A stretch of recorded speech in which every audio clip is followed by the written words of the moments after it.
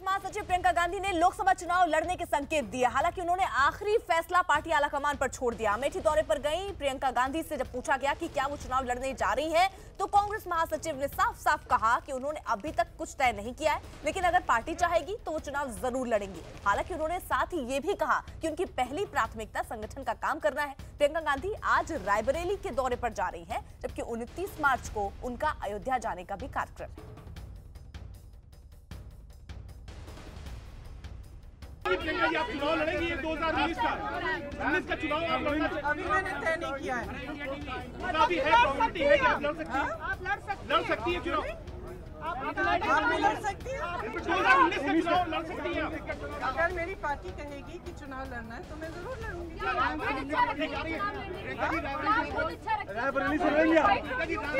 खुद मेरी इच्छा है कि मैं पार्टी के लिए काम करूं, क्योंकि बहुत संगठन का बहुत काम है। कल अब साफ किया है प्रियंका गांधी ने कि अगर चुनाव लड़ाना चाहे कांग्रेस पार्टी तो वो तैयार है। आप कैसे रिएक्ट करेंगी इस पर? बहुत ज़्यादा खुश हैं हम लोग और हमें बेहद खुशी होगी कि अगर वो हमारे रायबरेली से ही चुनाव लड़े तो हमारे अंदर भी एक नई होप आएगी अगर वो रायबरेली से ही खड़ी होती हैं चुनाव में। आप किस तरीके से देखती हैं इस फैसले को कि अगर कांग्रेस उन्हें लड़ाए तो वो लड़ना चाहेंगी? बहुत बेहतर तरीके से हम चाहते हैं। कहाँ से आप चाहती हैं वो लड़े? रायबरेली से। आपकी क्या राय है इस पे? क्या उनको चुनाव लड़ना चाहिए? हाँ, कहाँ से? रायबरेली से। आपको? हमको भी रायबरेली से लड़ना चाहिए। रायबरेली से लड़ना। क्या आप आज जब प्रियंका गांधी से मिलेंगी तो क्या उनको बताना चाहेंगी? क्या मुद्दे आप अपने तरफ से उनको समझाना चाहेंगी यहाँ के? यही समझाएंगे कि आप रायबरेली से लड़े तो ज़्यादा बेहतर है। अच्छा, तो आप अगर आज उनसे मुलाकात होगी तो उनको आप इस बारे में अवगत कराएंगे कि क्या लोगों की राय है उनको लेकर?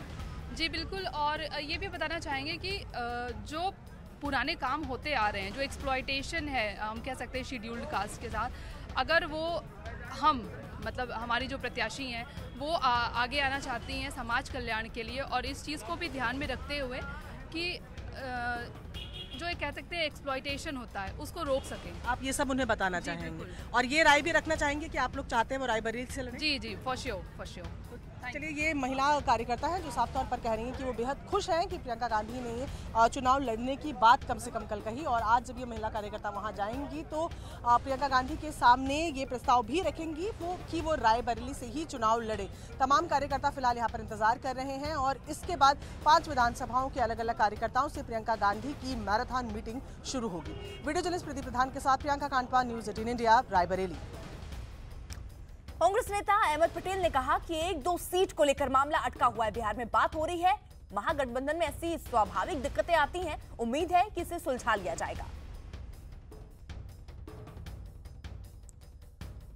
वहीं बिहार में कांग्रेस और आरजेडी के बीच तनातनी एक बार फिर सतह पर आ गई है। बिहार कांग्रेस विधायक दल के नेता सदानंद सिंह राहुल गांधी से मिलने उनके आवास 12 तुगलक लेन पहुंच गए हैं। राहुल गांधी के साथ मुलाकात कर बिहार कांग्रेस के नेता अपनी राय रखेंगे। इसके बाद राहुल गांधी कोई बड़ा फैसला ले सकते हैं। इस बीच बिहार कांग्रेस के कई नेताओं ने भी गठबंधन तोड़ने की सलाह दी है। इस वक्त हमारे साथ मौजूद हैं सुपौल की सांसद रंजीता रंजन जी, जिनके सीट को लेकर भी संशय की स्थिति बनी हुई है। रंजीता मैम, ऐसा क्यों हो रहा है कि जब आप सुपौल से ऑलरेडी सांसद हैं, आप सिटिंग सांसद हैं, तो आपके टिकट को लेकर इतना संशय की स्थिति क्यों बनी हुई है? देखिए, टिकट को संशय की स्थिति हमारी पार्टी में बिल्कुल नहीं है। 201% हमारी पार्टी को मुझ पर पूरा विश्वास है।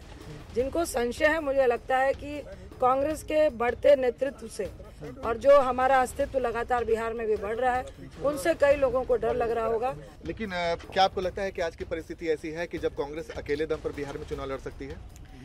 देखिए, निश्चित तौर से जिस तरह हम राजस्थान, मध्य प्रदेश और छत्तीसगढ़ में आए और धीरे धीरे एक बार फिर से हमारा कारवा जो है आगे की तरफ जा रहा है। अभी जैसे प्रियंका गांधी जी यूपी में गई तो बहुत ज़्यादा मुझे लगता है बिहार में भी लोग चाहते हैं कि कांग्रेस अपना बीड़ा खुद उठाए और लोग उनके पीछे आने को तैयार हैं, क्योंकि लोकसभा का जो चुनाव होता है वो विधानसभा का चुनाव नहीं है। यहाँ पे लोग देखते हैं कि सेंट्रल में कैसी गवर्नमेंट आए, और 55 साल का जो कांग्रेस का एक्सपीरियंस है, हर कास्ट के लोग अब स्टेबल गवर्नमेंट के साथ साथ सबका विकास कहने वाले और सबका साथ और अपना विकास जो बीजेपी ने किया, तो अब लोगों को एहसास है कि कांग्रेस ही लेकर जा सकती। लेकिन ये तो इसका असर तो दिख नहीं रहा है ना। आपके क्षेत्रीय पार्टी आरजेडी आपकी तो हावी हो गई। पहले 15 सीट की बात थी, 11 सीट की बात थी, अब तो 9 पर भी अटक गया। 9 में भी वो कई सारी बातें चल रही हैं।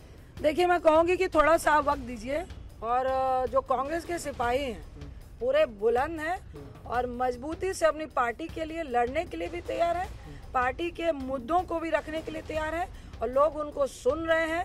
ये जितनी भी बातें आ रही हैं, थोड़ा सा और वक्त दीजिए।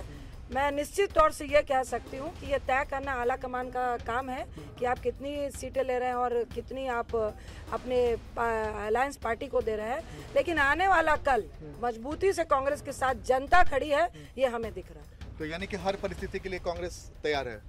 निश्चित तौर से हर परिस्थिति के लिए कांग्रेस ऐसी पार्टी है कि वो नीचे के अपने कार्यकर्ताओं से, अपने लोगों से पूछती है। हम लोग पूरी तरह से तैयार है और अगर कार्यकर्ता तैयार है, मतलब आरजेडी के दबाव में कांग्रेस नहीं रहेगी बिहार में?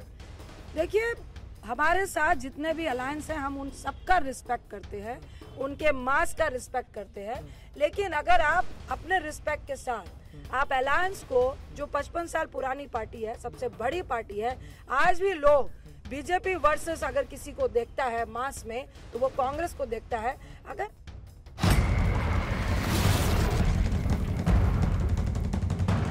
इस वक्त की बड़ी खबर आपको बता दें, देश की सर्वोच्च अदालत ने फिल्म राम की जन्मभूमि पर स्टे लगाने से इनकार कर दिया है। आपको बता दें कि शुक्रवार को ये फिल्म रिलीज होने वाली है और याचिका में कहा गया था कि जब तक अयोध्या विवाद का निपटारा नहीं हो जाता है तब तक इस फिल्म को रिलीज ना किया जाए, लेकिन सुप्रीम कोर्ट ने इससे इनकार कर दिया है और अब फिल्म राम की जन्मभूमि अपने तय समय यानी कि शुक्रवार को बड़े पर्दे पर रिलीज होगी। और जो याचिका इसको लेकर के दाखिल की गई थी, इसमें तर्क यही दिया गया था, याचिकाकर्ता की तरफ से कहा गया था कि जब तक अयोध्या विवाद का निपटारा नहीं हो जाता है, क्योंकि अभी इस मामले को लेकर के मध्यस्थता चल रही है और दशकों से यह मामला कोर्ट में लंबित है, ऐसे में जब तक इस विवाद का हल नहीं निकलता है तब तक इस फिल्म को रिलीज ना किया जाए।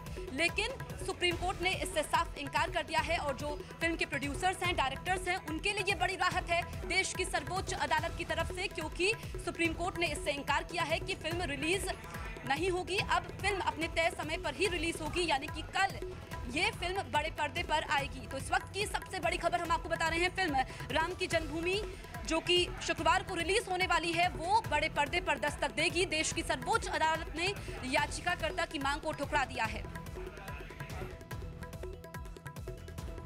एहतशाम खान हमारे साथ इस वक्त जुड़ चुके हैं। एहतशाम, कुल मिलाकर राम की जन्मभूमि जो फिल्म पर विवाद था, सुप्रीम कोर्ट की तरफ से स्पष्ट कह दिया गया है कि इस पर कोई रोक नहीं।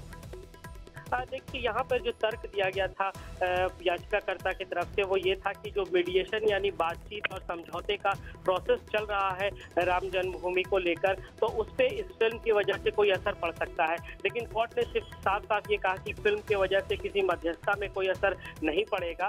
और हम आपको बता दें कि इससे पहले भी कई ऐसी फिल्में आई हैं जिसके खिलाफ याचिकाएं दाखिल हुई हैं और उसको लगातार सुप्रीम कोर्ट ने ऐसी याचिकाओं को खारिज किया है, ये कहते हुए कि फिल्म जो है वो एक एक्सप्रेशन ऑफ आर्ट है और अधिकार है अपनी बात को कहने का हर फिल्म निर्माता को, निर्देशक को और राइटर को। तो उस पर किसी तरह का अंकुश लगाया जाना एक डेमोक्रेसी में, एक लोकतंत्र में सही नहीं होगा, इसलिए इस तरह की याचिकाएं आमतौर पे खारिज हो जाती हैं। जी शुक्रिया। अच्छा, वहीं चुनाव आयोग ने मिशन शक्ति की जानकारी देने के दौरान दिए गए प्रधानमंत्री के संदेश की जांच के लिए एक कमेटी बना दी है। विपक्षी दलों ने पीएम के संदेश को चुनाव आचार संहिता को उल्लंघन बताया था। इस मुद्दे पर चुनाव आयोग ने अधिकारियों की एक बैठक बुलाई जो 3 घंटे तक चली और इस बैठक के बाद चुनाव आयोग ने पीएम के संदेश की जांच के लिए कमेटी के गठन का ऐलान किया है। जिस तरीके से भारत ने एक ऊंची छलांग लगाई है स्पेस में, प्रधानमंत्री के संबोधन में कहा गया कि चौथा देश भारत बन गया है जब वो किसी भी सैटेलाइट को जो देश की निगरानी कर रहा हो या देश का स्पाई कर रहा हो उसको मार गिरा सकता है। इतनी क्षमता भारत के पास आ गई। तमाम सारी पार्टियों ने उस पर राजनीति भी शुरू की है। हमारे साथ शिवसेना की प्रवक्ता और नेता मनीषा कांदे हैं। मनीषा जी, जिस तरीके से तमाम सारी पार्टियाँ कह रही हैं कि ये मौका नहीं था जब आप देश के शौर्य को बताते, देश और सेना के शौर्य को या डीआरडीओ के शौर्य को बताते लोगों के बीच में।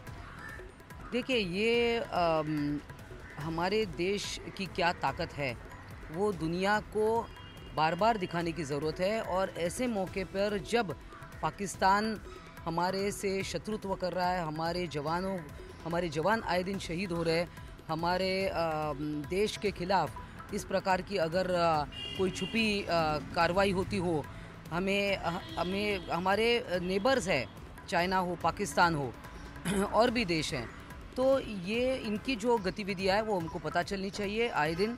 और अगर हिंदुस्तान के ऊपर कोई हमला होने वाला हो, कोई इंटेलिजेंस फेलियर न हो इसके आगे।